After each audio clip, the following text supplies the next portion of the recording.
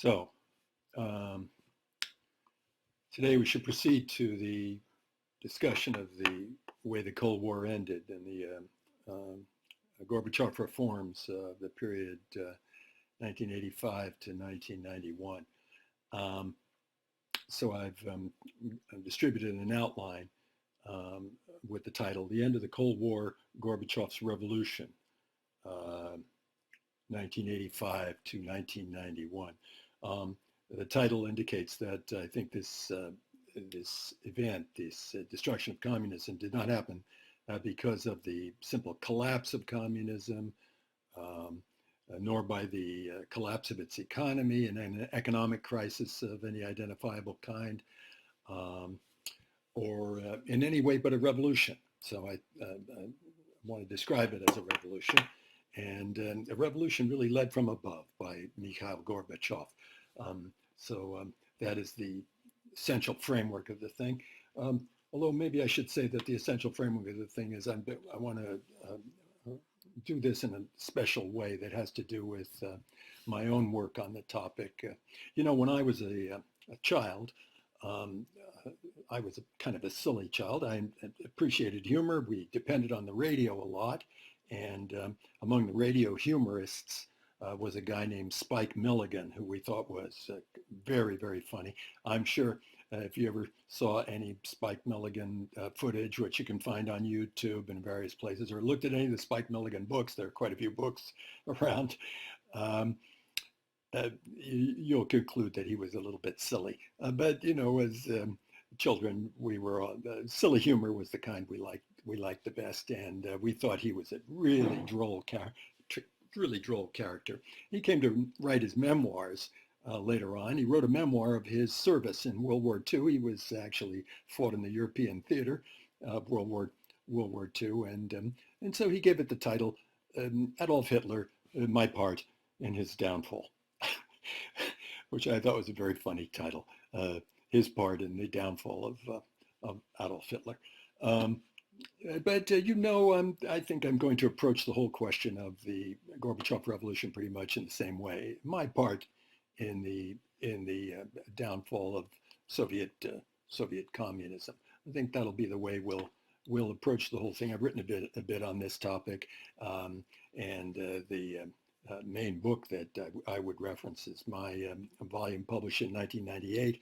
It's called Gorbachev's Revolution, 1985 to 1991. It's about 400 pages. It's a pretty detailed discussion of the blow-by-blow events, that involved the whole transformation of the Soviet Union from A to Z, and finally its complete destruction.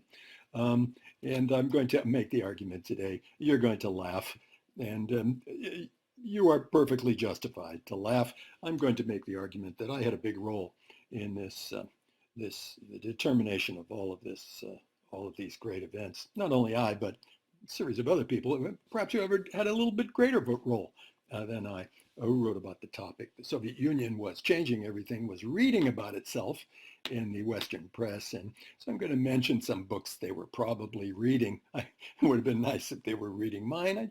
I can't help thinking they were, but nevertheless, I know they were reading some other books, and some of them influenced them. And I'm going to make some reference to some of this material as we proceed. Let's set the story, though. Let's set the whole, give the whole setting of the problem by referring to the Moscow summit of 1988, when Ronald Reagan visited Gorbachev, and they talked about big matters. In 1987, they had signed the Intermediate Nuclear Forces Agreement, the first real arms control agreement, in the whole history of arms control. Remember that arms control involves the regulation of an arms race. So it just determines the totals, and it just says that the participants in the arms race competing with one another will more or less observe certain limits in their fight with one another, their competition.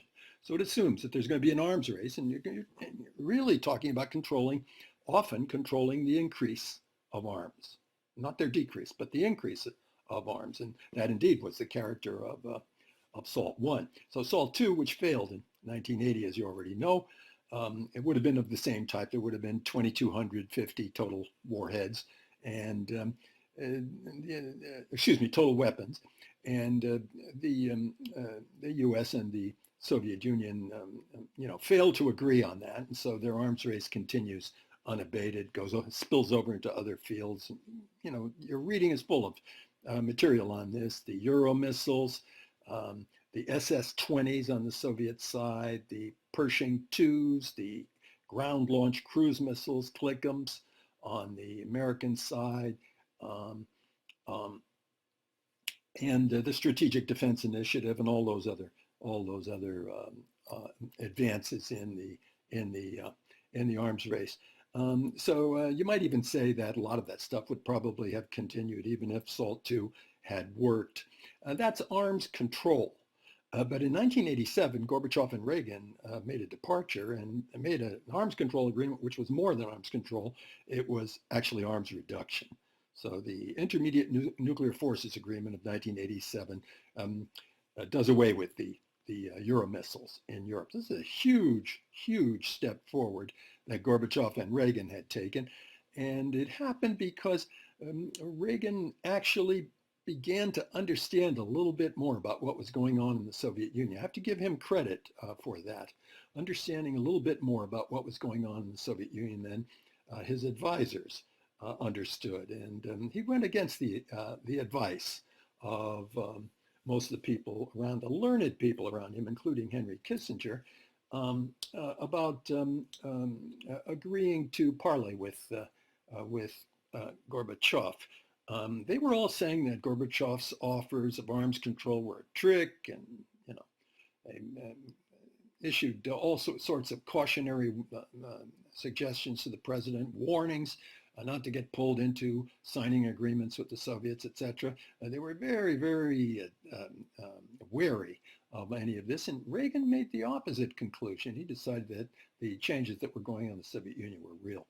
So that's a big thing for Reagan. Anyhow, he visited Moscow. There he is in 1988 talking with Gorbachev. And so Gorbachev is escorting him all around Red Square. There they are in front of St. Basil's Cathedral. And they're going to take them all around the Kremlin, show them the Tsar cannon. The Tsar cannon was never actually fired. Let's see, I think it was fired once, built in the 16th century in order to intimidate visiting diplomats.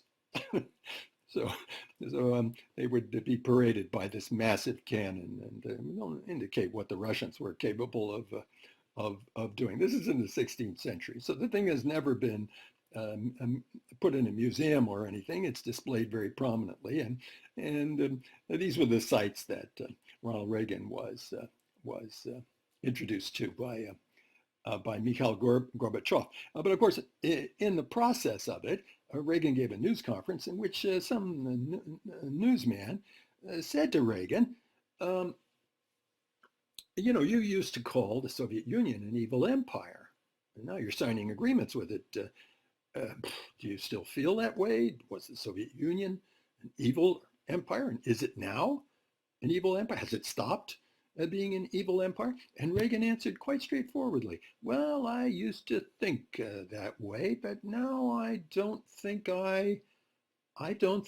do feel that way, and I don't think I would use that term, evil empire, to describe the Soviet Union. Everyone was shocked, and especially the American press, especially the New York Times, the Washington Post. And Reagan said that it was a little bit more than that. He said, I think what Gorbachev is doing is not so much reminiscent of Stalin and communism as we've understood it, but he's really going back to the earliest part of the Russian Revolution. He's going back to Lenin rather than to Stalin, he said. It's Ronald Reagan talking now. And he said, then this is the main reason why I think it's now possible to make these arrangements with the Soviet Union, to talk frankly about matters of mutual interest. What? So the New York Times and the Washington Post said, what? Ronald Reagan doesn't know the difference between Lenin and Stalin. He thinks that Lenin is a man of peace. Is he under the illusion of that that Lenin was not a terrible, terrible dictator, the author of a totalitarianism, and they ran out all their Cold War verbiage about Lenin, most of it a lot of nonsense, about which they know nothing, really, strictly speaking. The people who are writing do not really know about these things. It's all propaganda, and it's all sort of thing that had been said for many, many years and had not been challenged. But at any rate, they did caution Reagan about it, and Reagan refused to back down about it and answered them very sharply by saying, yes, there's a difference, he said, between the way the Soviet Union was under Lenin and the way it was under Stalin, he said. There's a difference. The path that we've embarked upon, which of course was understood in the United States as nothing more really than the renewal of détente and perhaps some new departures that might go in the direction of the further easing tensions in the Cold War, that this path is probably a good idea for the United States. So Reagan really took an extraordinary view of this matter. If you have to compare him with all the presidents up to this point, you have to give him a lot of credit, in my opinion. I've been a critic of Reagan. My last lecture, of course, I think did not spare the horses in criticizing Reagan. But I have to give him credit here. He understood, and he had to fight his advisors about it, understood that there was a difference between Lenin and Stalin. That's a fundamental chestnut of Cold War ideology that we've been discussing in this course. So we can say that Reagan is not bad on this topic. From the standpoint of a historian, not bad. Not falling for propaganda, not the ordinary Cold Warrior at this point in his career. Of course, naturally, a Cold Warrior down to the bone, of course. But still not the kind of Cold Warrior he was, or at any rate that people thought he was going to be when the whole thing started. Is that right? What Reagan is saying, is that right? Is there a Lenin tradition? We have to talk about that. It's not exactly in the framework of the material that we're covering in terms of the narrative of the course, but it's always in the background, and we've made reference to it many, many times.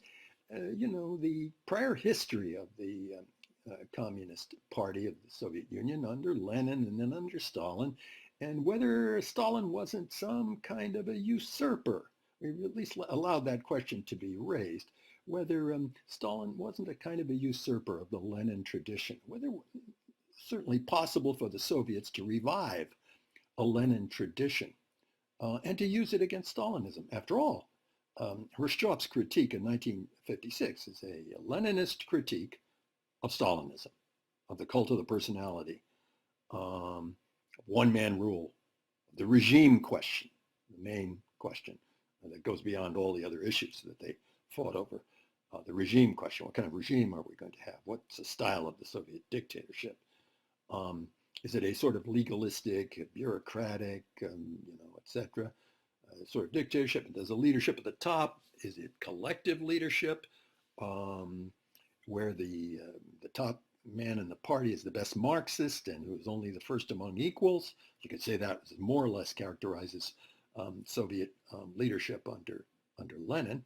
Or is it a cult of the personality where the boss comes in and can have people shot because they bore him or for any reason? Complete personal dictatorship of a terroristic variety, which you certainly can't blame on Lenin. You certainly can't say that Lenin exercised such a leadership in the early days of the regime. Whatever else you say about Lenin. Now, usually the way the argument goes is that, well, Lenin set all this up, and so that if it hadn't been for Lenin, there would be no Stalin. Well, I agree with that. If there hadn't been for Lenin, there would be no Stalin. I agree with that. But whether Lenin intended for the dictatorship of the proletariat to take such a terroristic form as it took under Stalin, no. That does not wash historically. It makes Cold War propaganda. It allows you to say you're not only against Stalinism, but you're against the very foundations of the Soviet Union, which are wicked. And in my opinion, in those days, you didn't have to say that in order to have a more peaceful, more stable world. There are a number of people leading the United States who took exactly that view. Jack Kennedy, first and foremost among them, but a number of others as well.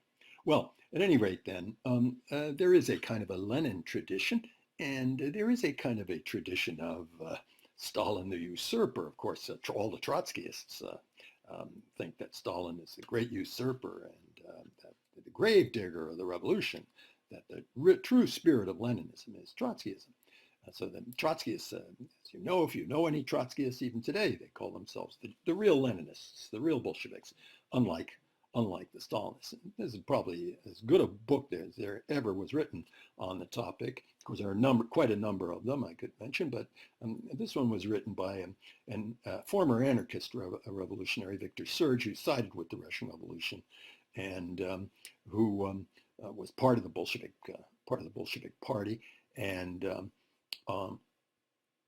who later on, after Stalin came to power, wrote a book about this very usurpation, as he made the argument that Stalin took over the leadership of the party and turned it into something completely different from what had prevailed under Lenin. So that's a famous view of the topic, and usually the way they put the question in the literature, and this is something the Soviets had to consider during this period, the way they put the question in the literature, they say the alternative to Stalin was Trotsky. So very often, that's the way the argument was made. And it was hardly ever said that there was somebody else who offered a real alternative to Stalinism, some other program, some other outlook, some other personality.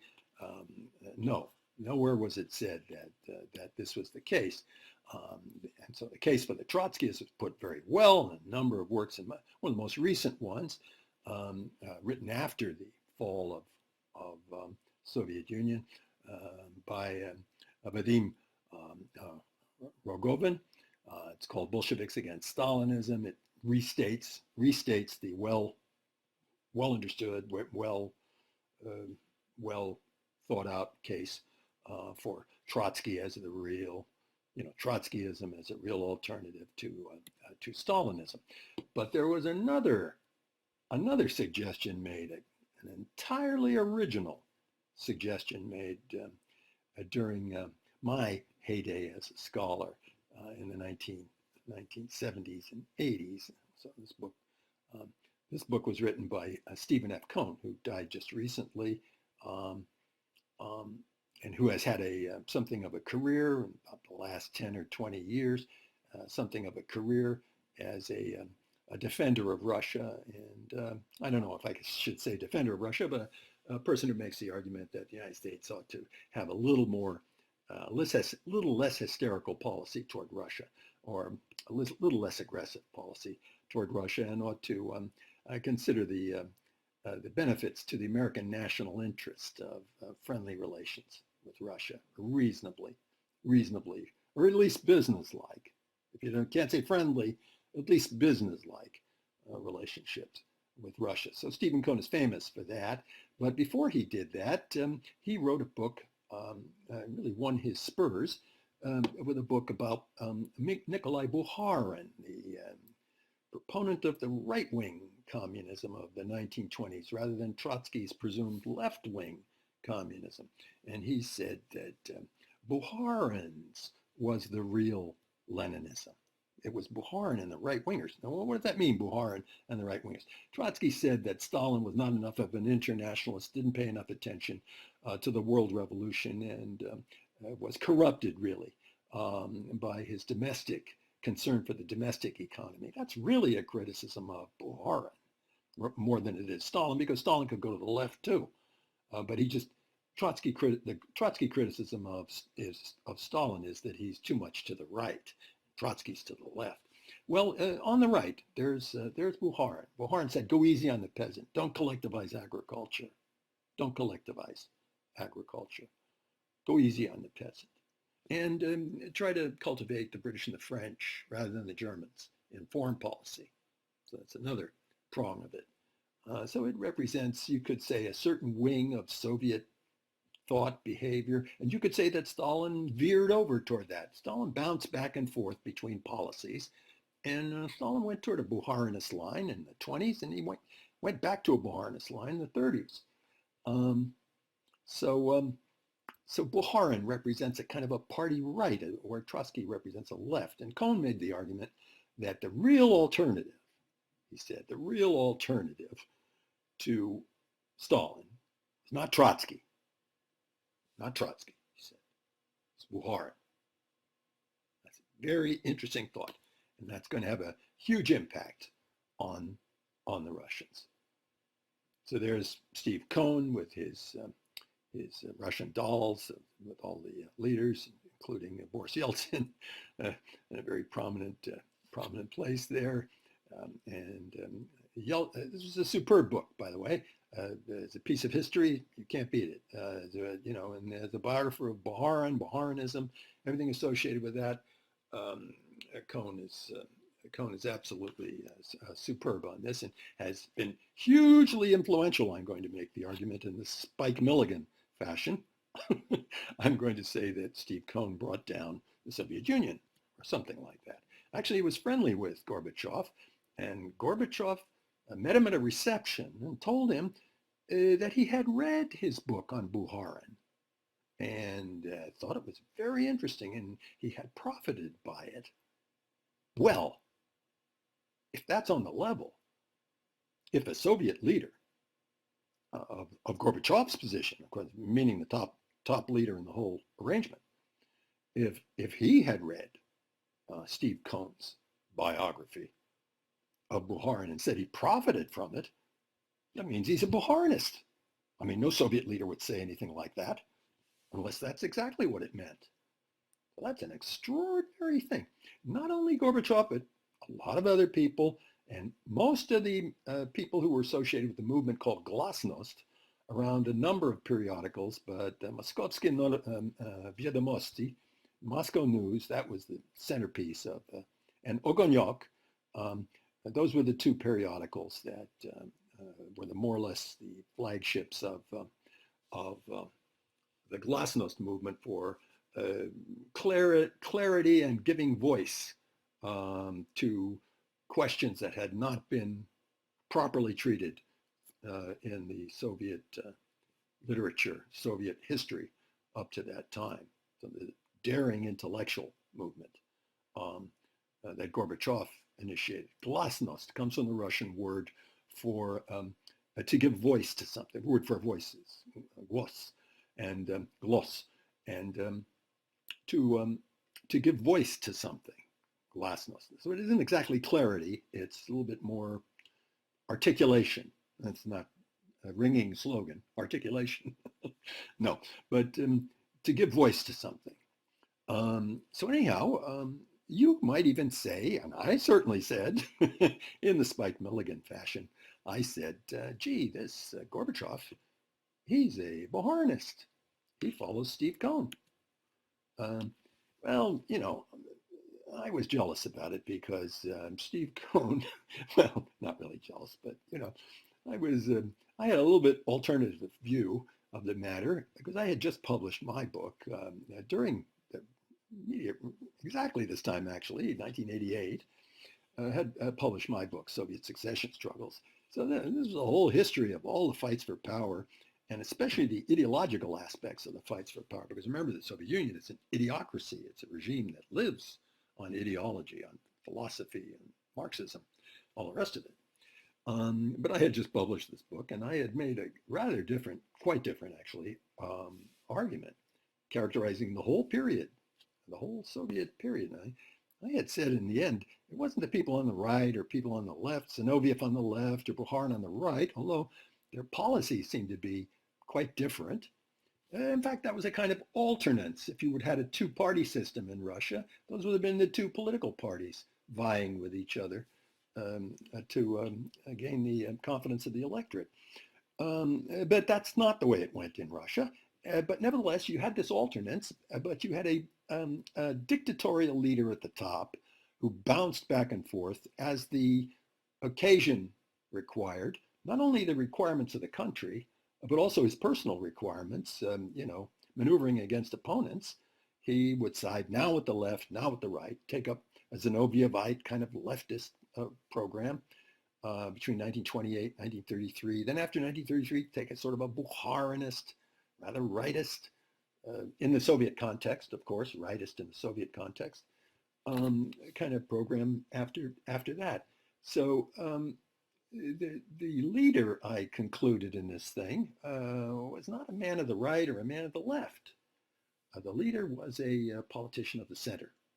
And the center has a particular unique significance in Soviet politics, I argued. I said Lenin was a kind of a centrist. He went back and forth too. He went back and forth between Trotsky and the opponents of Trotsky in 1920. He ended up on the side of Trotsky. Of course, none of this involved anybody getting arrested or shot or anything like that. So these are just, political disputes that go on in the top leadership in the Politburo. But Lenin was a kind of a centrist in that way. He'd take up this program or that program. In fact, he said it was good Marxism to do that. It was dialectic to be able to do that, to adhere to a program and to pursue it regardless of the circumstances. That meant you were kind of a formalist and couldn't think dialectically, couldn't think in a way, that could keep up with events. So that was a kind of a centrism, I said. And then Stalin imitated Lenin to some degree in that way, as being a kind of a centrist who zigzagged back and forth. Now with the left, Zinoviev, with the right, and Bukharin, each time, of course, weakening the actual individuals to the point where eventually he's going to get rid of them all, shoot them all. But at any rate, that was a kind of a centrism, I said. Lenin centrism, Stalin centrism. But I said the third centrism was Mikhail Suslov, who was pretty much the most important leader in the party from about 1958, right up until the time we're speaking, died in 1982. So Suslov's the one who's responsible for organizing the group that got rid of Khrushchev in 1964. So that's a third centrism, Suslov centrism. And it's dedicated, I argued, it's dedicated on the idea of collective leadership, stability of cadres, that's to say, keeping people in office for a long time. Later on, people are going to denounce this and say it means a geriocracy, geriatric leadership, a lot of old men. Yes, that's absolutely true. Absolutely true. One of the problems with having very stable leadership is that it gets old and it doesn't get replenished as quickly as it maybe ought to. It's a shortcoming. In the theory of bureaucracy, which applies to all organizations in the abstract, you would definitely say that stability in the leadership inherently produces a kind of a geriatric kind of leadership. If, of course, you pursue it really fanatically. As a matter of fact, Suslov did pursue it rather fanatically, but he did it in the name of the idea of collective leadership. He said he was going back to Lenin. Can we entertain? I would suggest we should entertain the proposition that between about 1958, when Khrushchev's bid to be the really top dog, almost in the Stalin manner, you might say, now, although that would be an overstatement, but his bid to be the top dog failed, and that Suslov organized the Politburo and the Central Committee together and voted him out of power in 1964. That Suslov's idea that Soviet Union should go back to Leninist norms of collective leadership had turned out to be a tremendous success. And that you can never say that Brezhnev, shown here, both of them in advanced age, they both died in 1982. So Brezhnev, you can never say, was a leader like Stalin. Was never a dictator in the same sense. Always just a first among equals in a collective leadership, pretty much um, directed and inspired, I would have to say, by Sokolov. So he's very loyal, Sokolov was, to Brezhnev. But Brezhnev never made the pretension of exercising power according to the cult of the personality, as the Soviets would have put it, as it existed under Stalin. Sokolov was a very important person. Well, anyhow, my book made this argument about Sokolov, and centrism was the big thing, and all the rest of it. So that if you had to get to the leadership, you had to end up being a centrist. Okay, now I think that Steve Cohn should be given credit for inspiring Bukharism. So that inspires the whole Bukharinist, reformist, pro free enterprise, you have to say, to some degree, perspectives of the Gorbachev reforms. It's all under the sign of Bukharism, and that's the way the Glasnost literature proclaimed it between 1987 and about 1990. They said that this is all, the Bukharin alternative we're pursuing now under Mikhail Gorbachev, and Gorbachev never denied that, although he did not give it too much voice, but he did not deny it. So if you could say that that's a Bukharinist leadership of the party, I guess you have to say that, gee, Steve Cohn, once again, speaking like Spike Milligan, you'd have to say, gee, Steve Cohn really, with his biography of Bukharin, really changed the Soviet leadership, really had a huge impact. And I've been saying this for some time now, for many years, really. Steve Cohn could say that he's the one that caused the Soviet Union to fall. If you say that the Gorbachev reforms caused the Soviet Union to fall. Let's get into that a little bit more as we proceed. Steve Cohn never said anything like that. I guess he would be embarrassed by the idea. And I only take it up, in a sense of humor about it. But maybe he did have an influence. And I'm a person who really believes in ideas, and especially with regard to a regime like this, then ideas are everything, especially with Sokolov, ideas are everything.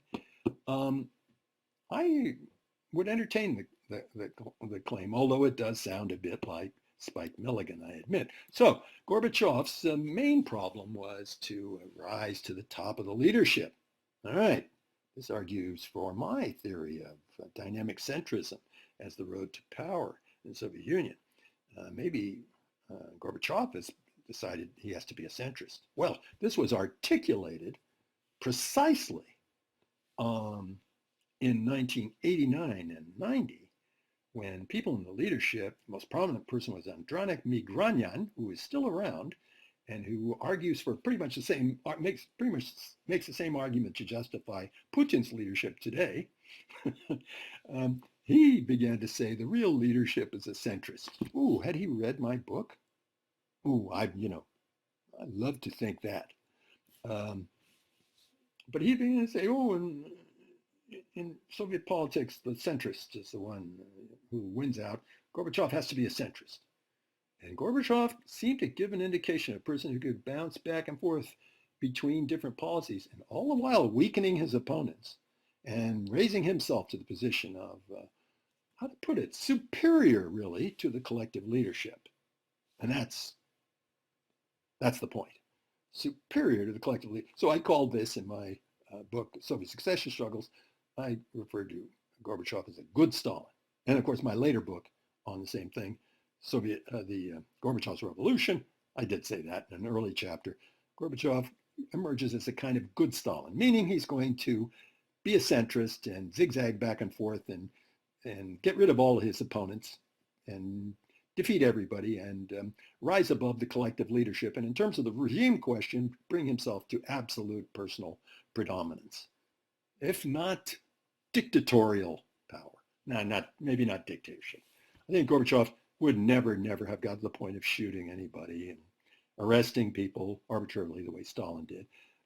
But he definitely showed the desire to dominate completely the party leadership and to reduce everybody else to insignificance. And more than that, to get himself elected To me, this is bizarre. Steve Cohn criticized me for this, thinking it was so bizarre. He didn't think it was bizarre.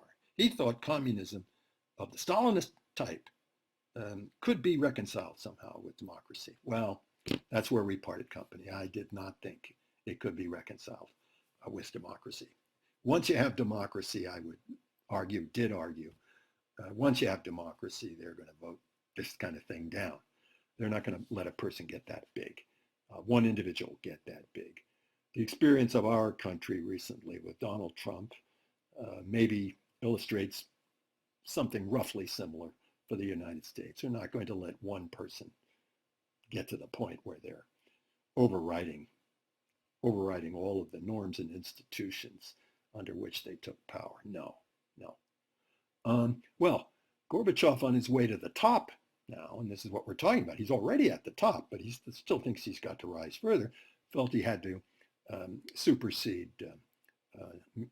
Andrei Gromyko. So Andrei Gromyko, shown on the left here, the oldest diplomat, the person with the most prestige and who had been with the Soviet Union since Stalin days, and who really was the person on foreign policy to whom everyone looked. Gorbachev intensely jealous about Gromyko. And Gromyko made a point of arguing from 1984 on that the Soviet Union had to do its damnedest to get back to the Nixon-Kissinger détente, as the Soviets like to put it, the Nixon-Kissinger détente. Sure, of course they would. Those were good policies for the Soviet Union and for everybody else too, in my opinion. So you can see why Gromyko wanted to do that. Gorbachev had to somehow one-up Gromyko. No, I mean, in my opinion, this can only be explained in terms of, theories of personal rivalry and that sort of stuff. My work has been criticized, as a matter of fact, for stressing the role of personalities and individuals and ambition and all the rest of that, in a kind of a almost Machiavellian kind of analysis. I've been criticized for that. Steve Cohn, I have to say, criticized me for that. I would stick to it, though, and think it's really the factor. You got to understand that. Otherwise, the rest of this doesn't make much sense, in my opinion. I wanted to one-up Ligachev. So not enough for Gorbachev, he said. Not enough to have a return to détente of the Nixon-Kissinger type. No. We could do away with the Cold War altogether. What? Yes, do away with the Cold War altogether. Throw all the weapons in the sea, maybe. Get the Americans to agree on it. Tame the Americans somehow through some revolutionary acts. That was Gorbachev's perspective, way beyond anything Gromyko ever thought of. And Gorbachev frightened Gromyko in the same way that Reagan frightened Kissinger and the people around Reagan for being too conciliatory and being willing to gamble too much, and etc. That's a good analogy, in my opinion, there, that is usually not made. So it was a problem with Gromyko. We had to one-up Gromyko and get rid of Gromyko, which he managed to do by 1989. And the other one was the person in the leadership who represents the personification of Suslov. Remember, Suslov died in 1982. So who's the new Suslov? Who's the new ideological secretary, the one who's the guardian of the collective leadership and the stabilization of cadres, and the person who's going to prevent a new cult of the personality, a new, boss leader leading the country in a direction it doesn't want to go, or shouldn't go. Who but he? So Yegor Ligachev is going to be the new Suslov, the new guardian of the Leninist norms of collective leadership. That's the way he would have described it. I shouldn't say would have, did describe it. And he wrote memoirs on this, and so we know his opinions. He's not a man of the right exactly, but he's going to end up with a very rightist opinion, driven to it, really. But really, he's for reform. He would have liked to get along with Gorbachev if Gorbachev wasn't so damn ambitious. And that's the whole point, as Ligachev would have put the matter. Here's David Levine's caricature of Ligachev. So in the West, everyone thought that the opponents of Gorbachev were hidebound characters who wanted to go back to prisons, gulag, and all the rest of it. that's, that is 2% true or 1% true. Uh, there's a dramatic, dramatic distortion of the right-wing leadership or this conservative, so-called conservative leadership, um, um, the opposition to Gorbachev. Um, that's way overdone. But it's true, they did want to hold him back. They did want, and they were willing to make all sorts of wild changes, lots of them, but they just, there were some limits. Whereas for Gorbachev, there were no limits, no limits, no limits at all. So poor Ligachev, he becomes a kind of tragic figure in this whole process, and he's going to be eliminated along with Gromyko. And there won't be any opposition at all. From 1989 on, just about the time the Soviets lose control over the East European bloc, from that point on, there won't be anybody else in the leadership who can possibly limit anything Gorbachev does. So he's risen to the very top. Too bad for the Soviet Union, as it turns out, for him to have got that powerful. And so Ligachev emerges as a kind of, how to put it, tragic, from the Soviet point of view, as a kind of tragic figure. Gorbachev resolved then to plow ahead. Now, the way this happened was Reagan and Gorbachev had a summit at Reykjavik in 1986, December 1986, during which time for 3 days they were closeted with one another and their interpreters and kicking around the idea of getting rid of all weapons on both sides. I don't know how serious either one of them was, but at any rate, they were willing to toss this out and that, set a goal of getting rid of all weapons, doing away with the entire Cold War. They say all nuclear weapons, get away and doing away with the entire Cold War. And their advisors were horrified. A bunch of them in the United States, Henry Kissinger among them, once again, horrified that Reagan was going to conduct such a broad program of disarmament together with Gorbachev and impose it on the United States. Horrified. And pretty much exactly the same attitude on the other side. When Gorbachev got back from Reykjavik, suddenly he found he had opposition in the Politburo for the first time. They'd been all for him up to this point, and they'd been telling him how wonderful he was.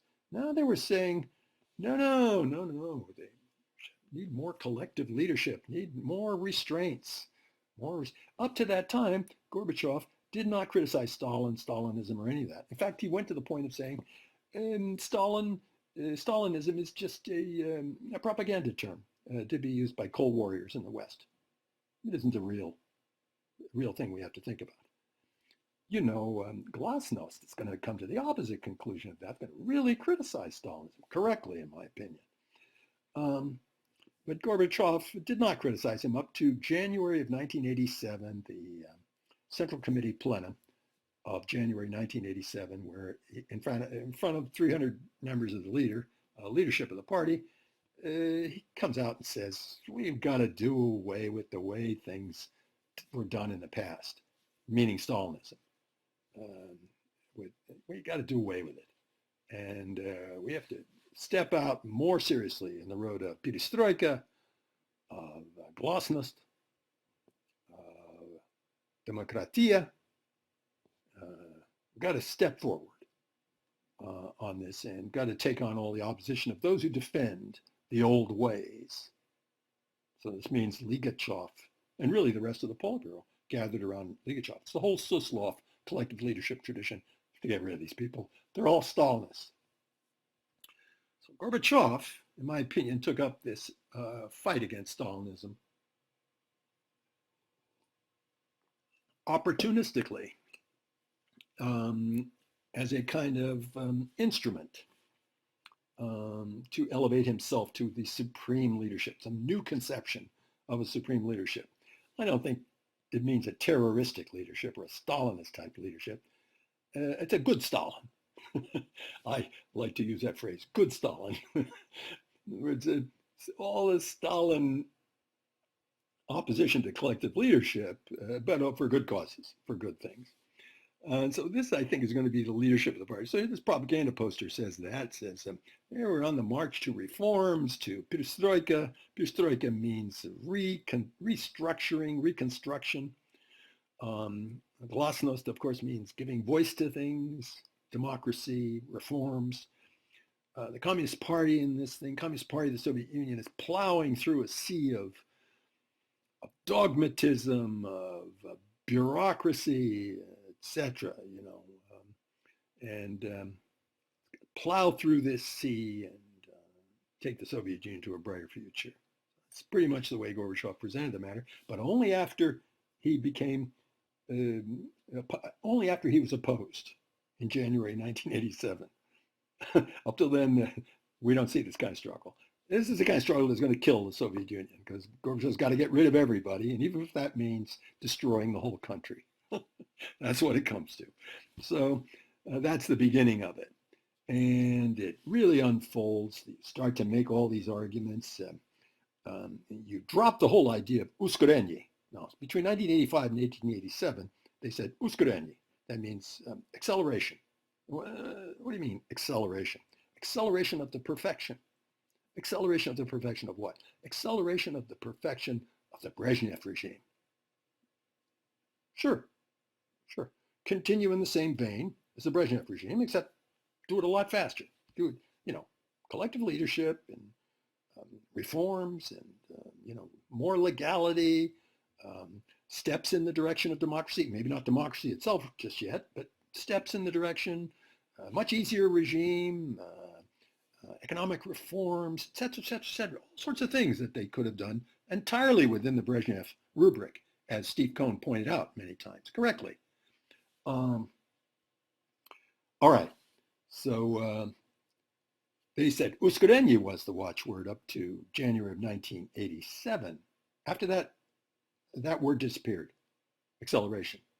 Nobody ever said uskurenie after 1987. They all said perestroika, reconstruction, glasnost, and they added a new word, obsche человечество, which translates as general humanism, I think you'd have to say, or sometimes was translated as universal human values. That's a kind of a departure, not so much of a departure as might be thought. There have been times when the Soviets said in the 1960s and 70s under Suslov, they said, well, we're a government of the whole people. Not just a dictatorship of the proletariat, but a government of the whole people. Well, according to Marxist theory, dictatorship of the proletariat does turn into a sort of a government of all the people at a certain point. The proletariat kind of gets abolished by the whole process of being in power.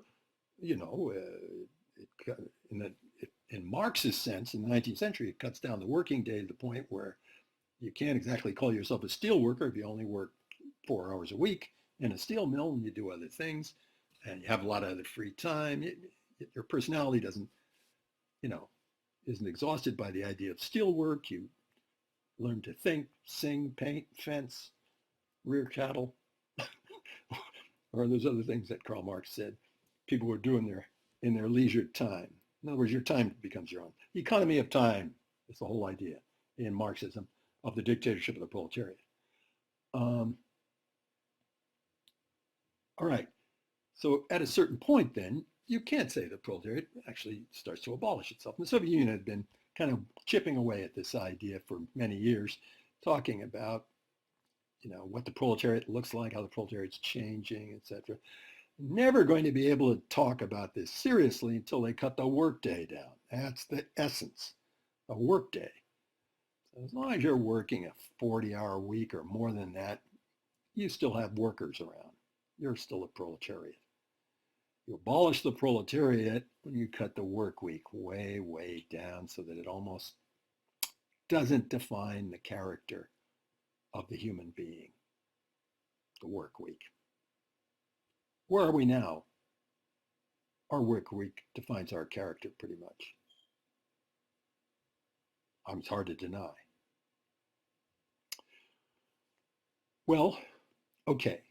So that's from this point on, though, if you were for Gorbachev, you'd say, I'm for universal human values.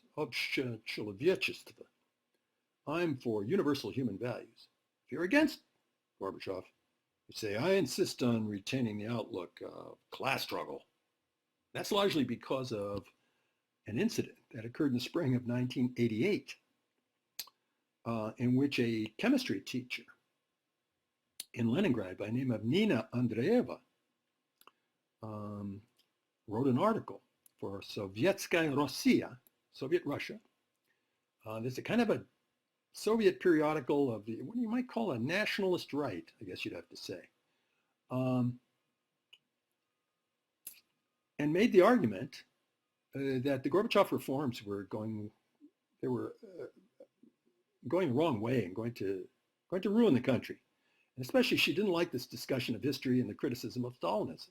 And she said, in effect, in one very powerful, important passage that everybody that I can remember overlooked. So here I claim credit a la Spike Milligan for having noticed this. She said, look, what are we doing elevating Stalin in order to put Trotsky in his place? Ooh, Trotsky. So it was an argument against Trotskyism, an argument on behalf of the old way of doing things against the reforms, and really kind of very Stalinistic because she made reference to a number of figures from the Stalin period. She didn't exactly say she was a articulate Stalinist the way they do today. So taking off from where she started, the communists today in Russia call themselves Stalinists of the first order, think that, they're totally unreconstructed on this topic. They go back before Khrushchev, they denounce Khrushchev. So they've gone totally backwards, total march to the rear. And Nina Andreeva, I think, starts it all in 1988 with her famous letter. It was like a declaration of war against Gorbachev and against Glasnost, mainly, against this critique of the Soviet history, against this discussion of all these leaders, Bukharin, Trotsky, Zinoviev. But I think it also has a little subtext, a little undertone to it about Jewish leaders like Trotsky, Zinoviev, Kamenev, Radek, and others. A little bit of an undertone of truly Russian perspectives as opposed to more cosmopolitan perspectives, as might be represented by the leaders in the party who just happen to be Jewish. That's what I think. Bear in mind, this is an undertone, and I'm not making this out to be an anti-Semitic campaign, not at all. I know what those look like, and this is not what I'm talking about. But there is an undertone. I think you can't help seeing, historian can't help seeing an undertone in Madame Andreeva's attack. At any rate, after Madame Andreeva's attack, the leaders around, ideological leaders, Alexander Yakovlev most particularly, but there's a string of others, around Gorbachev said, oh, we've got to take this on or we're finished. So we really got to step on the gas of perestroika, glasnost, etc. Democracy. Have to go up against this leadership and really you've got to destroy it. Destroy it. And from this point on, you could make the argument, although you can make the opposite argument too, but you could make the argument that from this point on, there is developing some kind of a real attack against communism itself. Not right away, though. Just little dribs and drabs. A couple of historians wrote some articles in some thick journals, Tolstoy Journali, thick journals. One of them's Novi Mir. So one of these writers said, oh, Lenin was not so brilliant. He didn't do this or he didn't do that. Started to quarrel with Lenin tradition. Once that was done, a number of people said, oh, we have to quarrel with the Stalin tradition, but really Stalin, he begins with Lenin, doesn't he? So they started to imbibe Cold War totalitarianist ideology, just little inklings. So it's all in the severity and the determination of the campaign against Madame Andreeva and the so-called right-wingers. They called them people on the right were on the left. Gorbachev is on the left and his opponents are on the right. That's the way the literature always put it. It got repeated that way in the West. But this German cartoon enters the thought here that maybe Gorbachev is going so fast that he's taking the Soviet Union away from Marxism itself. So it says that the campaign against Stalin has turned into a campaign against Lenin, and that, of course, means a campaign against Marxism itself. The whole ideology of the leadership, the ideology of the Russian Revolution. And there's something to this idea. It's a tendency. I don't think it should be overstated. But yes, of course, there's a tendency going in this direction. Bear in mind, I think all of these ideas of Gorbachev were terrific ideas. Uskurenie is a terrific idea. Perestroika is a terrific idea. Glasnost, can't beat it. Should still have it. Should have it in the United States, as a matter of fact. And even general human values, or however you think of that. These are all terrific ideas. As the question is, are they going to be a springboard for getting rid of everybody? And if so, that's a disaster. Okay? No matter how good the idea. If it's designed to produce a regime, one-man rule, getting rid of everybody, it's going to be tough. Things are not going to go well. This is what Gorbachev pretty much ended up, I think, despite himself, because he's stumbling forward.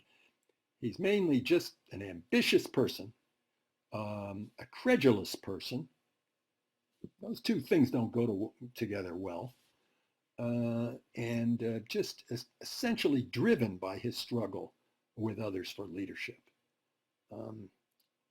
Very bad qualities in a leader, in my opinion. Not to say that the West wasn't in love with Gorbachev in the course of this, imagining him to be the person who's going to change the world entirely. And it certainly looked that way. You can understand why there was a cult of Gorbachev, basically, in the West.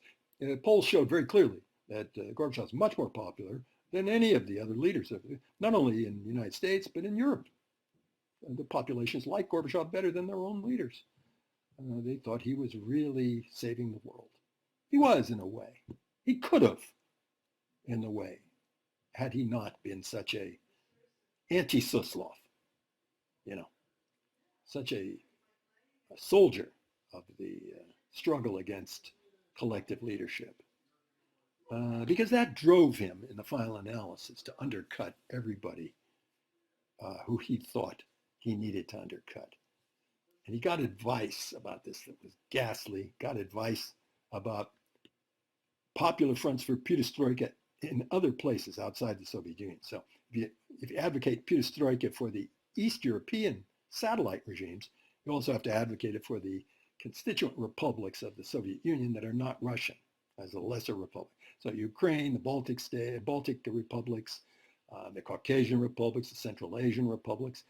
You have to advocate perestroika there, and perestroika, no sooner do you say perestroika in any of these places than people start arguing for nationalism, national independence, independence from Russia, sovereignty even. Not all of them did, but some of them started to argue, and the Baltic states leading, Lithuania leading. Sovereignty, not Ukraine. No, Lithuania is the leader, the Baltic states. And it became a question then of, gee, are we going to change everything?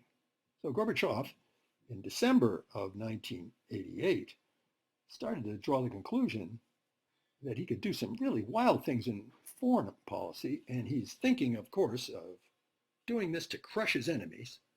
So he's got opponents of this sort of stuff inside the party, but they have friends inside East Central Europe. The people around Erich Honecker, people around Caroline Gross, in Hungary, people around Jakeš in Czechoslovakia, Ceausescu in Romania. They're saying too much perestroika. If we have any more perestroika, we won't be able to lead. They have a point here. They really have a point.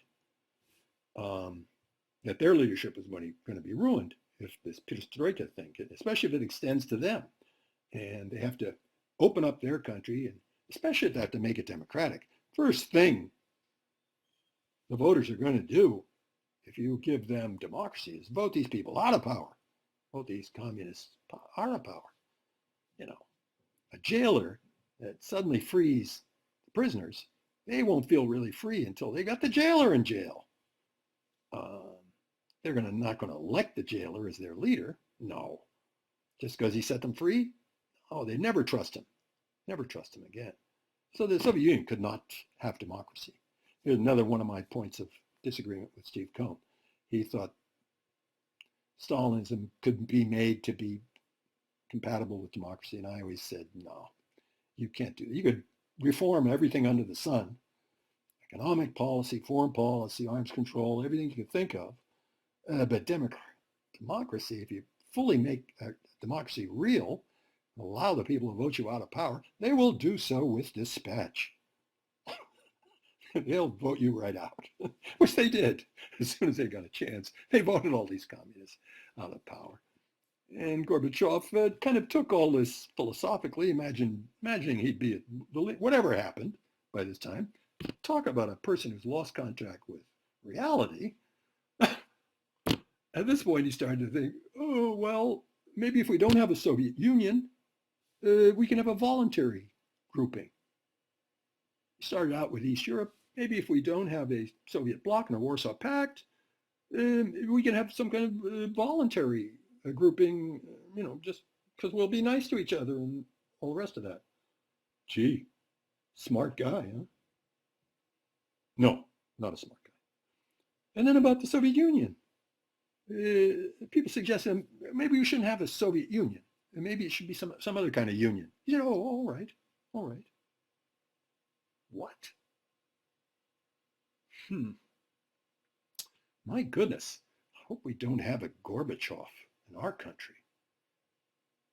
Gee, we'd have an independent California, independent Texas, independent whatever.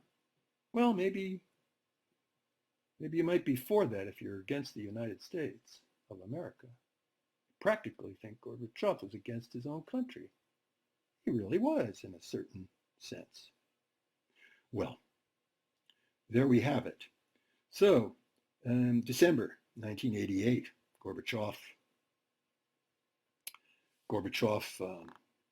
gave a speech to the UN, which he said he was going to take all the Soviet troops out of Eastern Europe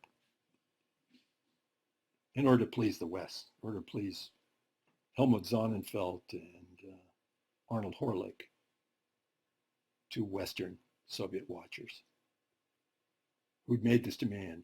So thought he pleased them. Take the troops out of Central Europe. I had a radio gig on Michael Krasny's show in town here, KALW. And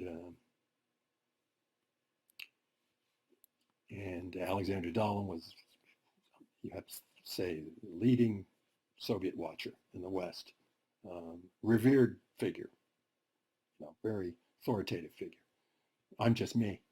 So Michael had the two of us on.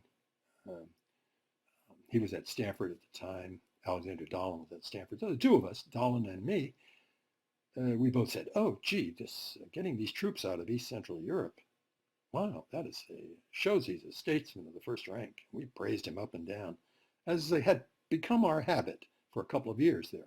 Praising him. We're part of this cult, really. I was part of it. I'm guilty. Part of this cult of Gorbachev. But then I got in a car and started to drive home. I said to myself, wait a minute.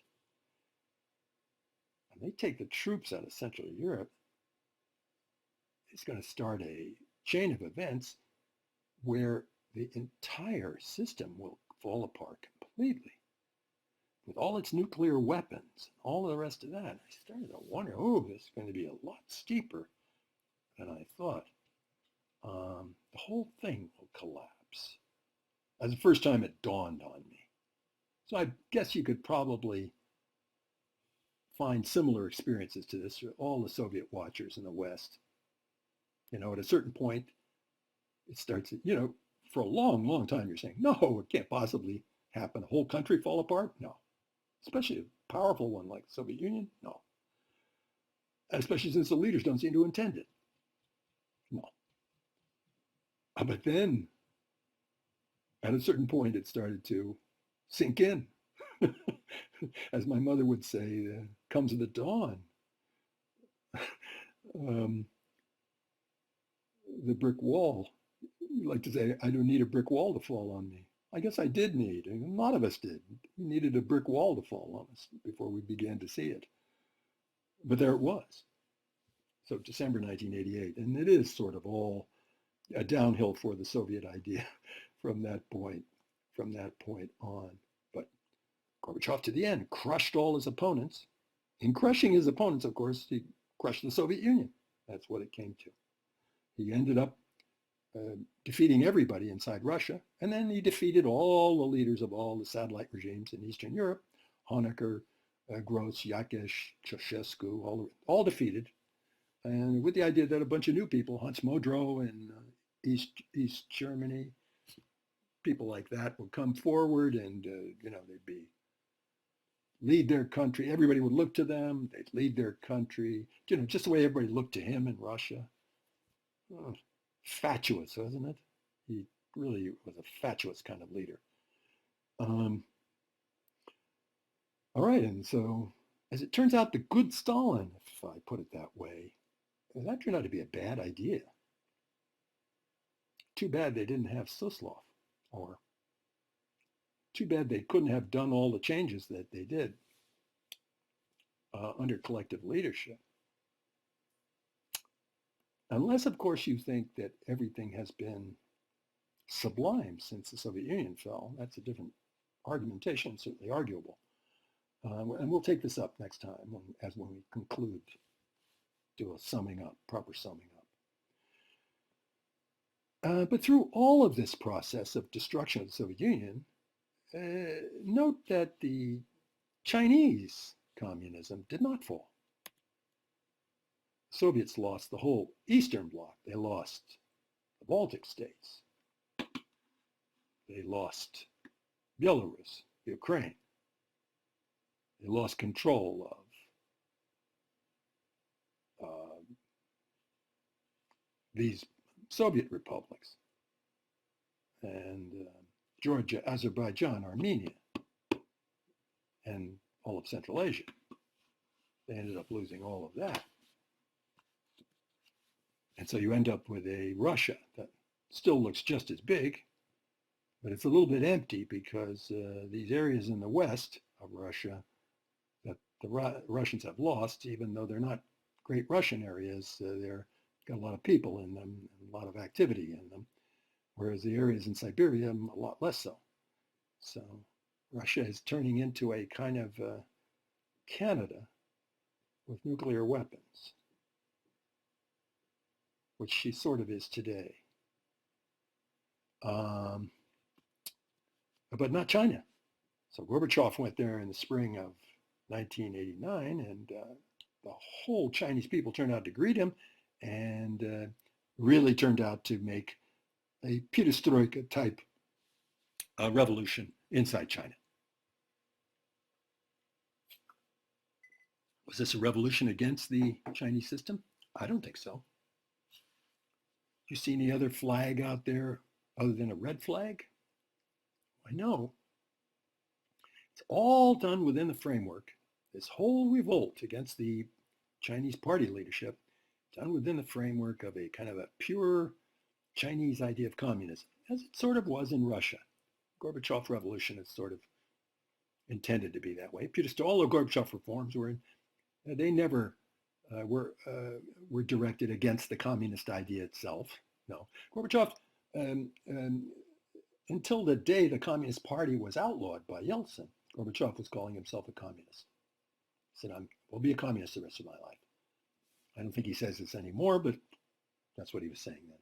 So this was intended to be a revolt that's going to revivify communism. And everybody coming forward with very radical communist ideas that will make the country compatible with democracy. Communism and democracy. They have to be, the party has to undergo. Now, who knows how this would have developed if this wasn't put down? I think it definitely had the character, at least in 1989, the Chinese revolt had the character of the Cultural Revolution, revolt against bureaucracy, etc. Now, the Cultural Revolution is not a revolt against communism. It's a revolt to purify communism. And I think that's what this was.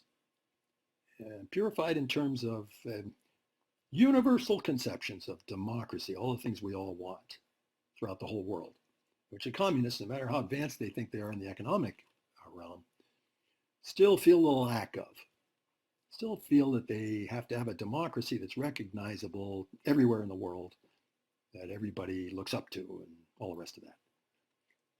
That's the only formula for the dictatorship of the proletariat, for the great mass of people who follow a movement like this, a movement of millions of people. You might even say that the Tiananmen Square revolution of '89 is a kind of further afterlife. I wonder if those two terms go together. An afterlife, at any rate, of the Cultural Revolution, of Lin Biao's idea that China will always be in the vanguard of the world revolution, and has to do so by fighting against bureaucracy, fighting for democracy, and all the rest of that. But it didn't happen. It was put down by force, and that's why you see China before you as it is today. How about Russia? You don't see Russia before you in that way. Russia adopted what one wag called the Sinatra Doctrine. Remember that Frank Sinatra tune, "I'll do it my way"? That's what Gorbachev was saying to the East European satellite regimes. You can do it your way. The Sinatra Doctrine, they called it. That was funny. The Sinatra Doctrine in East Central Europe, and then as it turns out, the Sinatra Doctrine in the Soviet Union itself. Yeah, they did all go their way. The Sinatra Doctrine, though, turned out not to be a good idea either. A limited idea, maybe an idea that looks very good or seems good or maybe is good in various ways. But in the end, a kind of a destructive idea, final analysis. We didn't pursue it that way in the United States. We didn't give the Confederacy the green light and say it was the Sinatra Doctrine, you can do it your way. No, we fought a civil war to keep our country in one piece. We used force. We used force to keep our country in one piece. We revere the man who did it, Abraham Lincoln. Statue to him, like a religious shrine. We go there and we get all inspired. Man who used force to keep his country together, keep the big part of it together against their own will, and subjected them to a revolution from above, liberating their slave population.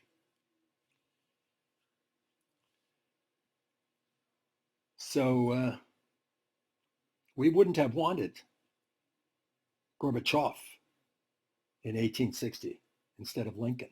No, not I. No Gorbachev for me. I think that's other countries are thinking, especially the Chinese are thinking, no Gorbachev, no Gorbachev for us. Maybe not. Why? Why is Gorbachev such poison to them? Because they can see finally, even if they can't articulate it, they can see some fundamental facts of life about history. And that's something I think that we historians should understand better than anybody else, the importance of the state and power. That if you were arguing about freedom, you can only argue about freedom if you have a state. And if the state is collapsing, you can't have anything. There we have it. And then you can discuss democracy, but you have to do it within the framework of the constitution of power. Constitution. The Constitution is a limit on action, even popular action, especially popular action. A constitutional path, and not the Gorbachev path. In the end, Gorbachev was the captive of what I would call a neoliberal theory of the state, which neoliberals like to argue this to other countries. It makes no sense in your own country, but you can argue it to other countries that as the state gets weaker, that's very democratic. No, you can't have democracy if there's no state. This anti-state thing works for other people's states. States you don't care if they collapse. But if you need a state, if you have to have a country that stays together, you can't take that view of the matter. So that's my final argument with Steve Cohn. Was democracy compatible with communism? And I would say really no. Constitution was, though. Communists could have stayed in power by reconstituting their power, and should have done so if they knew what was good for them, reconstituting their power and not completely democratizing it. Although the democracy could come next, and one could take meaningful steps of a measured character toward democracy within this constitutional frame.